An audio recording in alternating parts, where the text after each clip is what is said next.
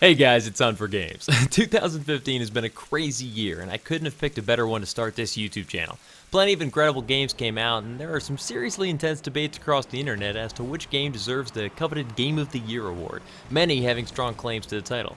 But that's not what we're going to get into here. This first annual Hunt for Games Gaming Year in Review is just about looking back on all of that great stuff that we got to play this year, and whether or not overall it was a good, bad, or great year for gaming. Let's get into it. This year continued the trend of HD remakes hitting us from all sides, which I have to admit I'm really not that upset about. We got a chance to revisit Majora's Mask in 3D, an HD remake of the original Resident Evil, the already existing Final Fantasy X and X-2 HD versions reported to the PS4, as well as the Uncharted games in the Uncharted collection. Gears of War Ultimate Edition was released for Xbox One, and because its announcement deserves credit all to itself, Square Enix finally gave in and proclaimed that a full remake of Final Fantasy VII is in development. Footage we've seen so far is beautiful, although this will clearly be a far different game in terms of gameplay, dialogue, and possibly overall structure. I mean, I haven't seen any pics of the overworld yet. But, I mean, damn, I still can't help but be excited. That game looks like it's going to be incredible. It's also been a crazy year for MMOs. Final Fantasy XIV, now one of the most successful games in the industry, received its first expansion, the largest alteration to the overall game since Bahamut destroyed it before Realm Reborn. Elder Scrolls Online got its long-awaited port to the PS4 and Xbox One, and eventually released that control scheme on the PC, continuing the argument that MMOs can totally work on consoles. WildStar went free to play, and after a stumbling launch, seems to have found its footing. Star Wars The Old Republic and Guild Wars 2 also received huge expansions, neither of which I've really gotten a chance to check out, but I hear good things. While laments that the genre continues to stagnate haven't exactly been put to rest by this year's releases, we were graced with a strong collection of very polished updates and expansions. While the public still cries out for a strong sandbox contender, the theme park space at least has plenty of options to keep us busy until 2016.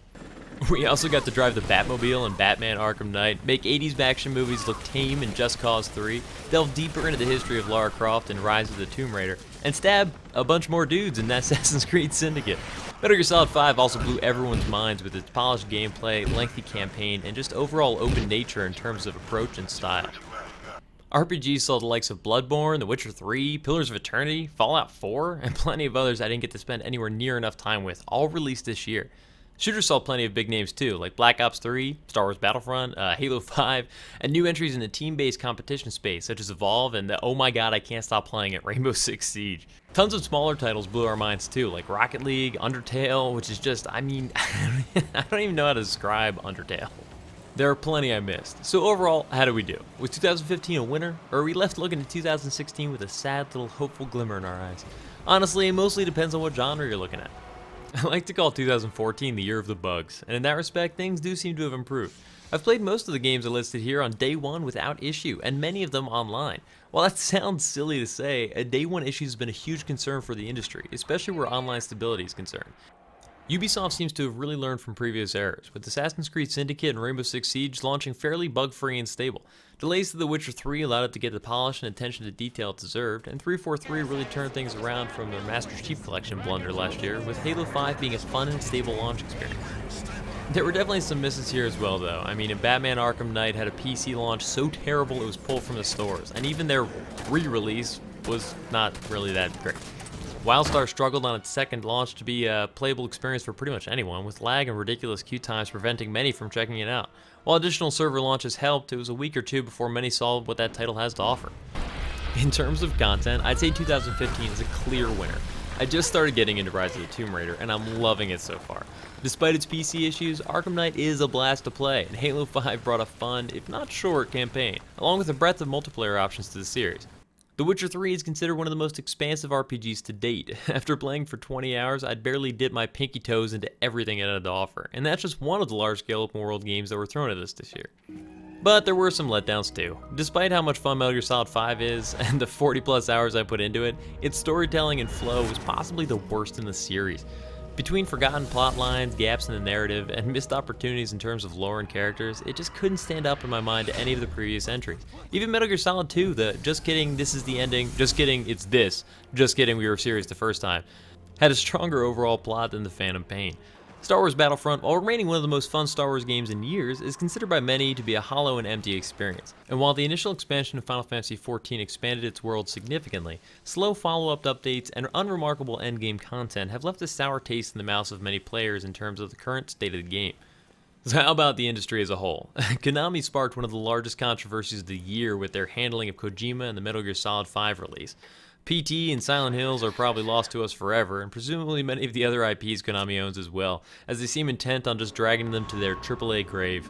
Microsoft has started to turn things around though, with the Xbox One delivering on their promise of backwards compatibility for many titles, and improving the overall experience with Windows 10 integration. Nintendo released some fun titles, and announced future development releases for the iPhone and Android, but continues to be a hush-hush about the successor to the Wii U, the NX. Sony continues to lead the pack with the PlayStation 4, but had to delay many of the stronger exclusives it could have offered leading into the holiday season. Poor DLC and free-to-play models continue to frustrate fans, but games like The Witcher 3 offering strong value with large expansion packs, or Halo 5 and Rainbow Six Siege giving out all future map packs for free, give me hope that better options may be soon coming. Overall, 2015, I think, was an amazing year for gaming. There were positives and negatives all over, but ultimately it seems like a huge improvement from 2014, and I hope the trend continues leading into 2016. I fear that the success of Metal Gear Solid 5, despite its flawed narrative and second half, will lead the industry further away from good storytelling, and I personally am getting a little tired of how big open-world games are getting. Some games work better as a linear model, and if they get too big, it just starts to feel empty. That being said, games like The Witcher 3 prove it can be done well, and I hope developers take lessons from that as well. Obviously, the best thing to happen in 2015 was the start of Hunt for Games, and I want to thank all of my subscribers again for the support. I couldn't do it without you. I can't wait for this channel to continue to grow and bring you more awesome gaming content. Let me know in the comments how dumb I am for forgetting so many games, because I know there were a ton, and whether or not you agree or disagree with my reflections on 2015. Like the video if you've played any of the games on this list. That's pretty much all of you. You all have to do it. And subscribe if you did in 2015, because next year is going to be even better. Have a great New Year's, everyone, and I'll see you in 2016. Get back here!